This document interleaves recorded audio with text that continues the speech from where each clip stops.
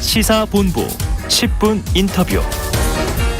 네, 드디어 대선의 해가 밝았습니다. 선거가 2달여밖에 남지 않은 만큼 여야 모두 후보들의 정책 홍보, 메시지 관리에 주력하고 있는 그런 상황인데요. 자, 국민의힘 경우에는 이제 내부 분위기가 연말에 좋지 않았는데 연초에 대대적인 이제 재편, 혁신을 강조하고 나섰죠. 자, 오늘 이 시간에는 선대위 밖에서 현장의 목소리를 듣고 있는 분입니다. 객관적이고 예리한 분석을 들어볼 텐데요. 나경원 전 국민의힘 원내대표가 전화 연결돼 있습니다. 자, 나 의원님 안녕하십니까? 네, 안녕하십니까. 네. 반갑습니다. 이게 저희 시사본부 2022년 첫 인터뷰예요. 나 의원님 고맙습니다. 네. 영광입니다. 청취자분께 한번 새해 인사 전해주시죠. 새해 복 많이 받으시고요. 조금 더 국민 여러분들 편안한 한 해가 되셔야 될 텐데 참 저희가 늘 부끄럽고 숭고하다는 말씀으로 인사드립니다. 또 올해 대선의 해입니다. 우리 현명한 국민 여러분들의 판단 기대하고 있겠습니다.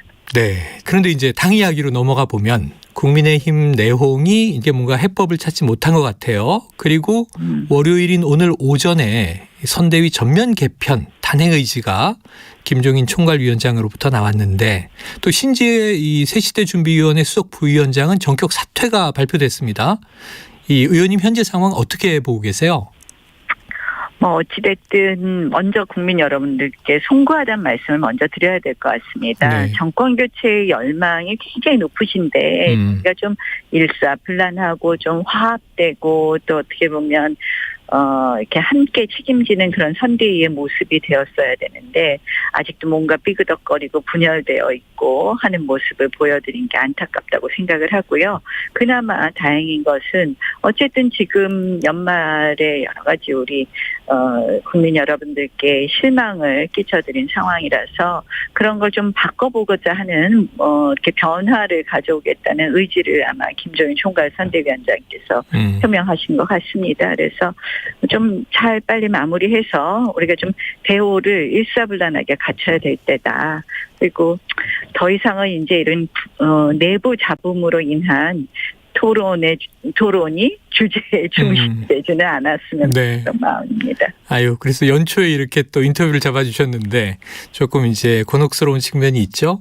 자, 오늘 오전에 윤석열 후보가 주식시장 개장식 축사를 이재명 후보와 이제 함께 했는데 이 생방송이 나가는 와중에 속보로 선대위 전면 개편 이야기가 들어와서 이게 메시지 관리에 아직도 혼란이 있는 거 아닌가 하는 생각이 들었어요. 이게 어떻게 느끼셨습니까?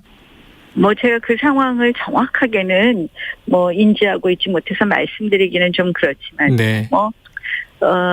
또 선대위에 관련된 이야기도 급한 부분이 있지 않았을까 이런 생각도 합니다. 어찌됐든 이제는 저는 누구도 예외가 없다고 생각합니다. 네. 모두들 무한 공동 책임을 져야 된다. 그리고 이제는 말보다 다 행동을 하자. 다른 후보만 해야 되는 겁니다. 사실 선거에서는. 그래서 우리 그런 얘기 있잖아요.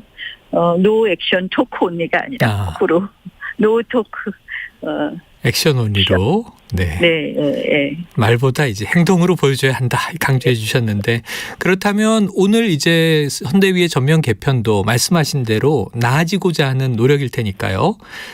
김종인 위원장이 선대위 합류하기 전부터 크기가 뭐가 중요하냐, 효율성과 기동성이 중요하다 이런 강조를 했는데 그렇게 좀 바뀌어 간다라고 보면 될까요?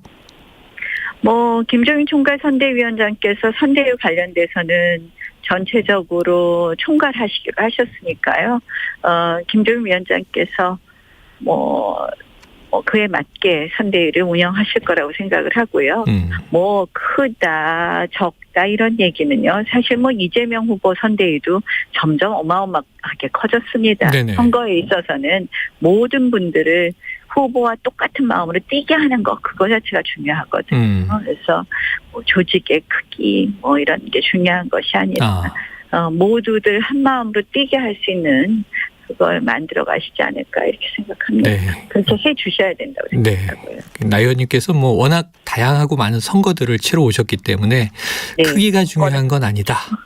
네, 이렇게 말씀하셨는데 네. 자, 이 김종인 위원장 선대위 개편 논의에 이준석 대표와도 일부 함께 할 것이다 이런 얘기를 했습니다. 그러면은 이준석 대표가 선대위 복귀할까요? 요건 어떻게 관망하세요? 저는 뭐 이런 논의를 한다는 게 네. 참 어이없고 네네. 참 어떻게 보면 통탄할 노릇이죠. 네. 통탄할 노릇이고요. 당연히 복귀해서 같이 하셔야죠. 당연히 같이 해야 되는 거다. 네, 당연히 같이 해야죠. 논의 자체가 어이없고 통탄할 일이다. 네, 네, 그렇습니다. 한탄을 해주셨어요. 네. 자, 이제 합심이 될 것인가 지켜봐야 될 텐데, 자, 혹시 김종인 이 총괄 선대위원장 나 의원님에게 선대위에 좀 합류해달라 요청하면 어떻게 하실 겁니까? 글쎄요. 뭐 요청 아직 뭐 하신 적도 없고 네네. 저는 뭐 처음부터 끝까지 같은 마음입니다. 제가 뭐 어떤 자리가 중요한 게 아니라 제가 할 수 있는 데서 저는 최선의 역할을 하는 것이고요. 제가 일찌감치 이제 백의종군 하겠다고 그 자리를 내려놓지 않았습니까? 그래서 저는 뭐 동작도 열심히 하고 네. 이렇게 인터뷰 기회가 있으면 또 나가서 또 우리 국민들께 좀 저희의 어떻게 보면 진정성을 좀 전달하려고 노력하고 하고 있습니다. 그래서 뭐 이렇게 직책에 대해서는 특별히 연연하지 않는다. 도움이 될 거는 어떤 일이든지 하겠다. 네네. 이렇게 말씀드리겠습니다. 자, 일단 이제 재편의 과정과 모양새를 저희가 좀 지켜봐야 될 것 같고요. 네. 자, 지금 뭐 이재명 여당 후보 대장동 의혹, 아들 불법 도박 성매매 의혹 이런 것들 나오고 있고요. 윤석열 후보 뭐 고발 사주 의혹과 또 배우자 이제 리스크 이런 것들이 불거진 상황이었는데 전체적인 여론을 보면은 정권 교체 여론이 여전히 우세해요. 그런데 이 야당 윤 후보의 지지율이 주춤해진 이유 혹시 어떻게 좀 진단하고 계십니까?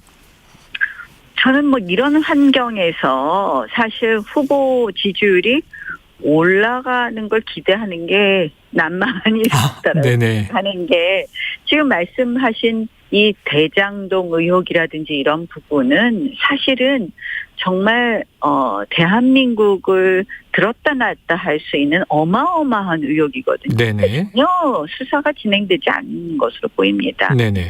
사실 선거를 앞두고요. 검찰을 통괄하는 법무부장, 또 경찰을 통할하는 행안부 장관은요. 예의상이라도 정치인 출신이 해서는 안 되는 겁니다. 근데 지금 보십시오. 이 정치인 출신도 아니고 현역 정치인들이 하고 있습니다. 네네. 박범계 현역 의원이 법무부 장관을 하고 전해철 현역 의원이 행안부 장관을 하고 있습니다. 지금 주요 사건들에 대한 수사가 이루어지고 있지 않아요. 거기다가 지금 공수처가 고르고 골라서 하는 수사 24건인가 중에서 4건이 윤석열 수사인 공수처 이 또 다른 또 권력기관이 이 세 기관이 모두 선거를 뭐 편파적으로 여권에게 유리해지도록 돕고 있는 형국이거든요. 그래서 뭐 우리는 내부적으로 좀 시끌시끌한 이야기 나오죠. 외부적으로는 지금 어떻게 보면 이재명 후보를 우리가 가장 중요한 게 대선에 있어서는 후보 검증이거든요. 네네. 후보를 검증할 사건들은 지금 손 놓고 건드리고 있지 않습니까? 그래서 저는 사실 윤석열 후보로서 또 우리 국민의힘으로서는 굉장히 어려운 상황이라고 생각하고요.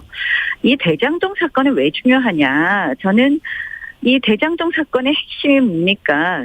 그 한마디로 민간이 과다한 이익을 볼 수 있게 한 것이 가장 핵심 아니겠습니까? 지금 수익이 거의 이 뭐 천화동이 있고 화천대유 예, 거기가 8,500억 원 마이너스 결국 1조 가까운 가져간 것인데 그 핵심이 결국 초과 이익 환수 조항을 삭제한 것부터 시작이 된 거거든요. 근데 초과 이익을 가져갈 수 없게 하는 조항을 MOU에 넣었다가 삭제를 했는데 그 삭제 라인의 핵심인 두 분이 정말 극단적으로 생을 마감했습니다.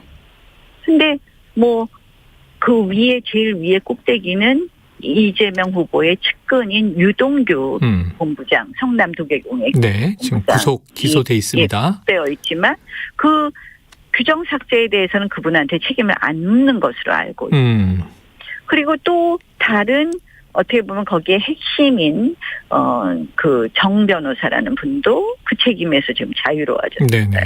그럼 이거 분명히 시시비비를 가려야 되는데 그냥 지금 소위 대장동 사건의 그분이 누구인지 그분에 관한 수사는 전혀 이루어지고 있지 않거든요. 근데 이거는요. 사실 성남시장을 하면서 민간에게 1조 가까운 수익을 주었다. 국가를 운영할 때 이런 일이 있으면 어떻게 될까. 이 부분에 대해서는 지금 검찰이 수사를 안 하고 있는 것에 대해서 국민 여러분들이 한 번만 더 생각하시면 이거 정말 이상한데 라는 생각을 하실 수밖에 없지 않을까. 자, 그게 현역 정치인 출신이 또 주무부처 장관을 맡고 있고 윤 후보에게는 아주 불리한 환경을 만들어내고 있다. 이렇게 이제 분석을 해주셨습니다. 당연히 문재인 대통령께서 당연히 그분들은 교체해 주셨어야죠. 그거는 대선에 대한 예의가 아니라고 생각합니다. 알겠습니다.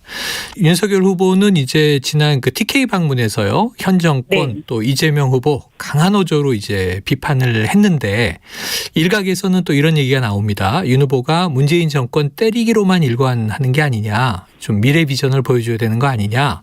그래서 이제 대선 후보로서 능력이나 자질을 좀 드러낼 수 있는 전략으로 전환해야 한다. 이런 목소리도 있는데 어떻게 보십니까?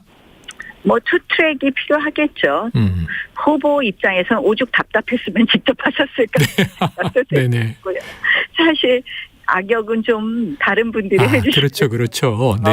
근데 악역을 하는 목소리가 영 안 나오고 사실 수사가 너무 지지부진하고 후보 검증은 어디로 온데간데 없어지니까만 답답해서 그러신 것 같은데 사실은 윤 후보께서는 미래 비전 말씀하시는 쪽으로 집중하시는 게 맞다고 합니다. 맞다. 거기에 이어서 지금 이제 신년 초부터 토론하느냐 안 하느냐 토론 공방이 벌어져 있는데요. 오늘 이제 윤 후보는 잠정 일정을 중단했으니까 선대위 재편 후에는 다시 또 뛰어야 할 텐데 이재명 후보와의 토론에 좀 적극적으로 나서야 된다고 보세요? 지금 기조가 맞다고 보세요? 토론해야 되겠죠. 어차피 대선을 앞두고 우리가 당연히 토론해야 된다고 생각을 합니다. 이제 후보께서 말씀하시는 건 결국 토론이라는 것이 제대로 된 검증이나 제대로 된 비전 검증이 되지 않는 후보 검증이나 비전 검증이 되지 않는 그런 말장난 같은 토론을 해서는 안 된다. 이런 취지 아니셨을까 이렇게 생각을 하고요. 기본적으로는 이제 토론의 주제가 어떻게 되느냐도 굉장히 중요한 일 아닐까 이렇게 생각합니다. 알겠습니다. 토론은 해야 하는데 진정성 있는 토론이 돼야 한다. 자, 최근에 이제 이 소수정당 후보 중에 안철수 국민의당 후보 지지율이 상승 추세를 보이고 있습니다. 여야 모두 러브콜을 또 보내는 상황인데 정권 교체를 위한 후보 단일화 이 논의가 필요하다고 보십니까? 지금 단일화를 이야기할 때는 아니다 생각을 합니다. 지금은 사실은 우리 지금 국민의힘 전열 정비하고 그리고 우리 후보의 장점이 좀 더 강조될 수 있게 노력할 때라고 생각을 하고요. 이 정권 교체를 해서 더 나은 대한민국을 만들고자 하는 세력들. 그러니까 결국은 뭐냐면 사실은 지금 이재명 후보가 당선이 되면 문재인 정부 시즌2라고 보이거든요. 요새 엄청 분칠 잘하세요. 부동산 공약 엄청 멋있게 잘 내시고 하는데 저는 본질은 다른 게 없다. 본질은 안보 관련된 공약도 보면 종전선언 빨리 해야 된다. 전작권 환수는 우리 어떤 검증 없이 그냥 무조건 해야 된다. 이런 이야기들이 사실은 안보가 경제거든요. 대한민국 경제를 굉장히 불안하게 하는 요소들은 많이 포함되어 있고 또 경제 정책도 기본적으로 부동산 정책 지금 분칠 열심히 하지만 본질은 국토보유세도 하시겠다 그러고 추미애 의원이 위원장으로 있는 대전환위원 핵심 아젠다가 지대개혁입니다. 그렇죠.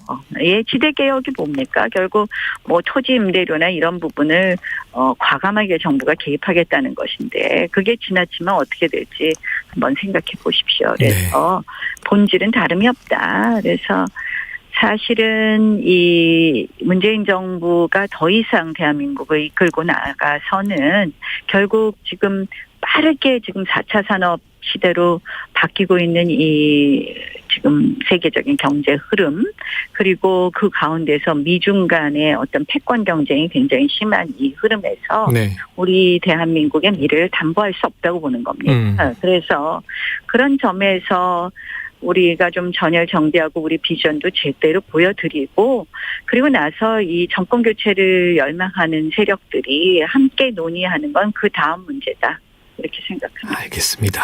자, 지난 연말에 이제 박근혜 전 대통령 이제 사면이 전격 단행되지 않았습니까? 앞으로 이제 대선 과정에서 박 전 대통령 어떤 메시지를 낼 걸로 보세요? 사실 제가 박 전 대통령께서 메시지를 내실지 안 내실지에 대해서 그렇죠. 함부로 말씀드리기는 네. 어렵지만 저는 박 전 대통령은 기본적으로 굉장히 높은 애국심을 가지고 계신 분이라고 생각을 합니다. 네. 그런 면에서 어떻게 보면 큰 틀에 대한민국의 미래를 위한 메시지를 내신다면 그런 말씀 하시지 않을까, 이렇게 생각합니다. 네. 자, 애국적인 메시지를 낼 것이다. 오늘 지금 이 국민의힘 상황 좋지 않은데 의원님 질문 다 소화해 주셨어요. 그리고 그러니까. 네, 아주 또 이 공세적인 답변도 주셔서, 자, 오늘 이제 국민들이 또 청취자분들이 듣고 판단을 하지 않을까 싶습니다. 나 의원님 오늘 말씀 감사합니다. 예, 고맙습니다. 예, 지금까지 나경원 전 원내대표와 함께했습니다. 최영일의 시사본부는 여러분과 함께합니다. 짧은 문자 50원, 긴 문자 100원이 드는 샵 9730, 라디오 어플 콩과 유튜브는 무료로 참여하실 수 있습니다.